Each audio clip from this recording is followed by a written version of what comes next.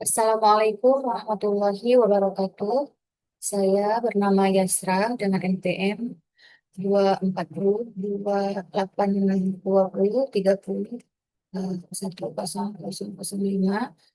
ingin mempresentasikan tugas mata kuliah kromatografi lanjutan dengan dosen pengampu Profesor Dr. Renat Insinyur Rinaldi Idrus SSI.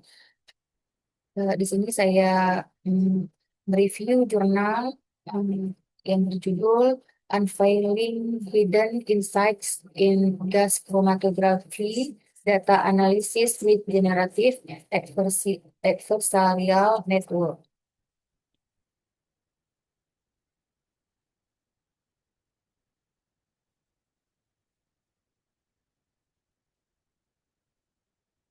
Outline yang akan saya bahas itu ada 4 outline. Yang pertama itu pendahuluan, metodologi, hasil dan diskusi, kemudian terakhir kesimpulan.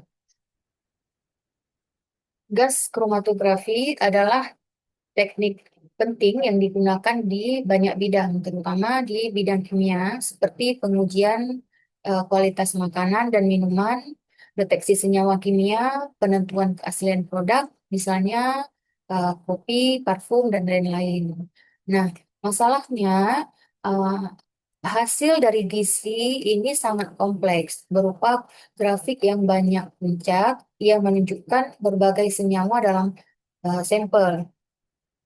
Menganalisis data seperti ini secara manual sangat sulit dan tidak efisien, apalagi jika jumlah data besar. Dalam beberapa tahun terakhir, metode pembelajaran machine learning mulai digunakan untuk mengotomatisasi analisis data gizi. Tetapi tantangan utamanya adalah di mana jumlah data yang tersedia seringkali sangat sedikit karena eksperimen gizi itu mahal dan eh, butuh waktu. Kemudian data gizi juga memiliki keragaman biologis tinggi yang sulit ditiru atau direplikasi. Teknik augmentasi data biasa seperti menambahkan noise atau interpolasi tidak cukup realistis untuk menangani kompleksitas data gizi. Disinilah generatif adversarial network atau GAN ini sangat berperan.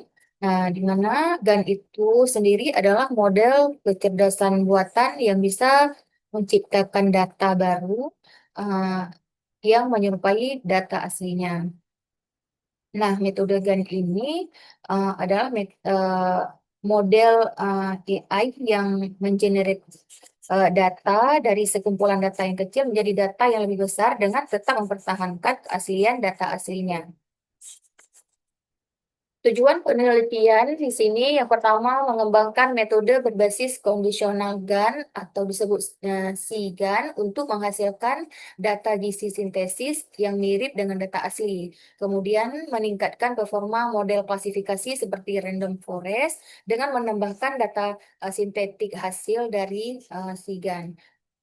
Dan juga mengevaluasi apakah data sintetis ini dapat membantu membedakan jenis sampel dengan lebih akurat.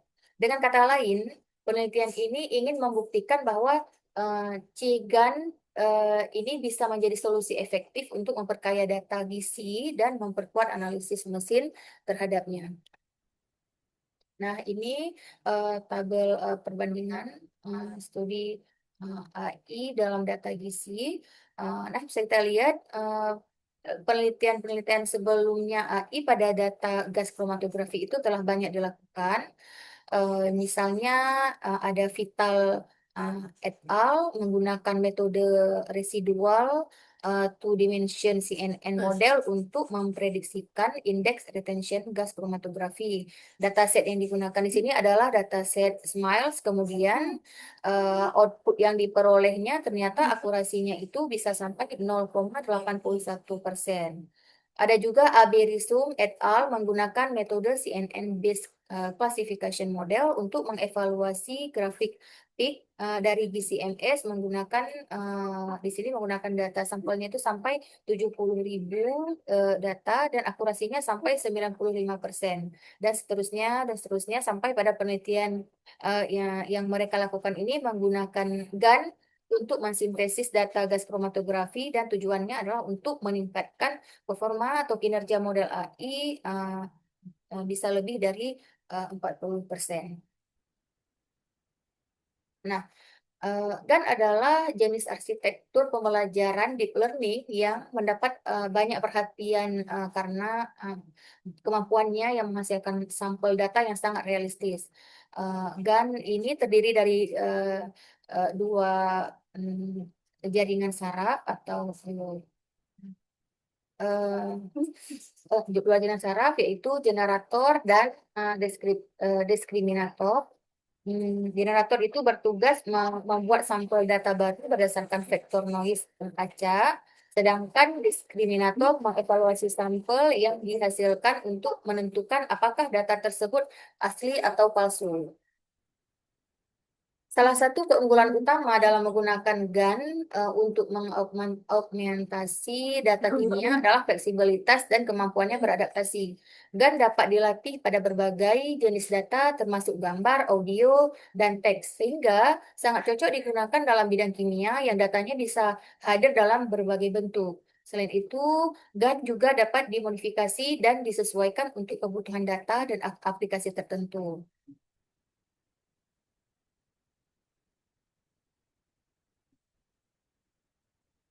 Nah, ini arsitektur GAN. Arsitektur GAN itu bisa kita lihat di sini ada dua komponen utama, generator seperti yang dijelaskan tadi, generator dan diskriminator. Hmm, di sini ada grafik yang di sebelah kiri itu grafik data dari gas kromatografi yang mana ini adalah data aslinya dan ini akan dienkripsi oleh encoder menjadi latent vektor, kemudian dari latent vektor didekripsi oleh decoder. Nah, ini unified structure of GC-GAN-nya. Bagian lain yang menjadi fokus dalam GC-GAN adalah penggunaan transfer learning dari recorder. Transfer learning memungkinkan model kecerdasan buatan memanfaatkan pengetahuan yang telah dipelajari dari satu tugas untuk digunakan pada tugas lain yang berkaitan. Pada GC-GAN yang peneliti ini usulkan, transfer learning diterapkan pada jaringan diskriminator yang berfungsi untuk membedakan antara data asli dan data sintetis. Berikut ini data kromatografi gas dari berbagai bahan kimia yang benar-benar diukur pada gambar A dan B menunjukkan bahwa berbagai pengotor dihasilkan melalui reaksi kimia selain nilai puncak pada waktu retensi. Yang gambar A itu data diukur segera setelah bahan kimia dicampurkan dengan pelarut. Kemudian yang B itu setelah seminggu diukur setelah 1 minggu setelah pencampuran bahan kimia dengan pelarut. Evaluasi performa dataset penelitian ini menggunakan data hasil pengukuran eksperimental kromatografi gas dari DMMP, DFP, dan 2 CEES menggunakan sistem GC Agilent 8890 G3 atau G3540 0A. Masing-masing bahan kimia diukur berdasarkan kondisi eksperimen menggunakan perangkat. Selain itu, setiap bahan kimia juga diukur dengan kondisi eksperimen dan seluruh proses dilakukan berdasarkan protokol eksperimen standar. Pada tabel ini adalah menunjukkan experimental condition of gas chromatography data. Di sini ada injection source, ada inlet, ada kolom dan sebagainya. Kemudian pada gambar 4 ini adalah proses data kromatografi proses perolehan data kromatografi gas secara eksperimen. Ada yang A itu proses penggabungan bahan kimia dan pelarut. B itu proses pencampuran bahan kimia dan pelarut dan yang C menganalisis menggunakan peralatan gizi. Tabel ini menjelaskan ini untuk mengimplementasikan gizi GAN yang diusulkan peneliti menetapkan nilai hiperparameter pada bagian autoencoder dan bagian GAN yang membentuk gizi GAN seperti yang ditunjukkan pada tabel berikut ini, tabel 3 ini. Nah, ini grafik loss gizi GAN selama proses pelatihan. Garis biru itu di mana garis biru itu menunjukkan training loss dan garis oranye itu menunjukkan validation loss. Pada grafik A itu grafik loss dari autoencoder selama proses pelatihan, dan pada grafik B itu grafik loss dari GAN selama proses pelatihan. Ini perbandingan antara data sintetis dan data asli. Di sini juga ditunjukkan garis biru menunjukkan data asli untuk setiap bahan dan garis merah menunjukkan data sintetisnya. Ini juga proses pembuatan data kromatografi gas. Garis biru juga adalah data asli dari setiap material dan garis merah adalah data sintetis yang dihasilkan selama proses pelatihan. Pada gambar 8 ini menunjukkan hasil pelatihan gizi GAN tanpa truncated attention mechanism.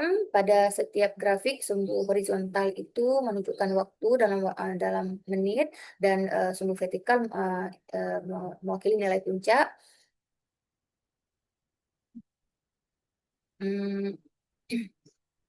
Tabel ini menunjukkan eksperimen peningkatan kinerja model klasifikasi. Yang A menunjukkan hasil eksperimen model klasifikasi untuk dataset validasi yang terdiri dari DMMP, DFP, dan 2 CEES. Kemudian yang B menunjukkan hasil eksperimen model klasifikasi untuk dataset dengan 2 CEPS untuk berbagai pelarut dan berbagai kondisi waktu. Berikut ini efektivitas penggunaan vektor encoder dalam gizi GAN. Garis biru ini adalah metode yang menggunakan vektor yang diekstraksi dari encoder yang diusulkan, dan garis oranye ini adalah metode yang menggunakan vektor berbasis distribusi normal sebagai pengganti vektor encoder. Kesimpulannya, penelitian ini mengembangkan mekanisme baru yang fokus pada bagian kritis tertentu dalam seluruh data dalam data kromatografi gas. Dan juga merancang gizi GAN dengan pembelajaran transisi untuk skenario yang memperhitungkan waktu akuisisi kimia nyata dan menunjukkan kinerja dengan menerapkannya semua dalam praktik. Studi ini menunjukkan kinerja gizi GAN dengan menggunakan data kromatografi gas yang diperoleh secara eksperimen langsung, bukan data sumber terbuka atau simulasi, itu untuk evaluasi kinerja gizi GAN. Adapun feature studies-nya, studi ini telah mengimplementasikan model klasifikasi yang terdiri dari lapisan deep learning untuk mengevaluasi kualitas data sintesis yang dihasilkan oleh gizi GAN. Penelitian selanjutnya dapat mengarah pada pengembangan model klasifikasi data kromatografi gas yang lebih maju menggunakan mekanisme baru atau lapisan jaringan saraf yang sangat diperlukan di bidang analisis kimia. Kemudian penelitian di masa depan sebaiknya mengeksplorasi bagaimana memvisualisasikan dan menganalisis sinyal yang dihasilkan untuk memahami kinerja model dengan lebih baik. Demikian presentasi.